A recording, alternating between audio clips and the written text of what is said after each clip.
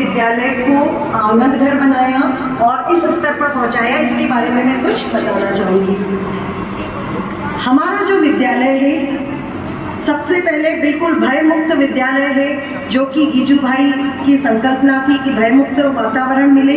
बच्चे हमारे यहाँ पर, अगर मेरी क्लास के बच्चे हैं तो मुझे उनकी क्या अच्छाई है, क्या बुराई है, किस चीज़, क्या उनका पॉजिटिव और नेगेटिव है और कौन सी चीज़ें उनकी कमियां लगती हैं, उनको किन चीज़ों में उनको इंटरेस्ट आता है, ये सारी चीज़ों को लेकर हम पोर्टफोलियो बनाते हैं। तो हमारे पास हमारे हर बच्चे का पूरी जानकारी रहती है। जैसे एक पेरेंट्स अपने बच्चों को जानते हैं, ऐसे ही हम अपने बच्चों के बारे में पूरा जानते हैं कि कितने घंटे वो पढ़ सकते हैं और उनकी पारिवारिक स्थिति भी किस तरह की है।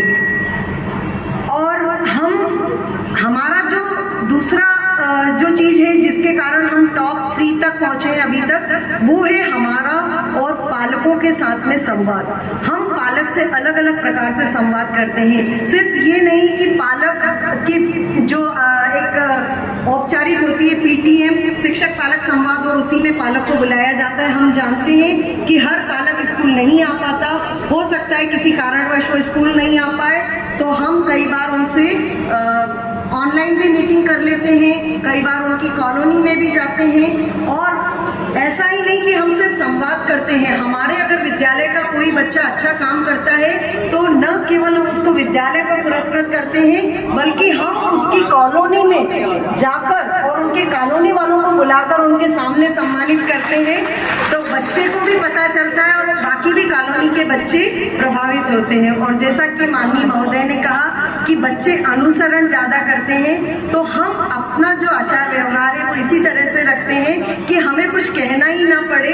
समय से पूर्व विद्यालय पहुंचते हैं, बच्चों से संवाद करते हैं, बच्चे हमसे संवाद करते हुए ही आते हैं। और जैसा आपने कहा कि जिस तरह से बच्चा मॉल जाने के लिए इच्छुक रहता है, आप बिल्कुल जरूर सभी आएँ। और माननीय मंत्री महोदय से मेरा विशेष आग्रह है कि आप सभी आकर देखें कि हमारे यहाँ बच्चा इतनी ही खुशी से आता है।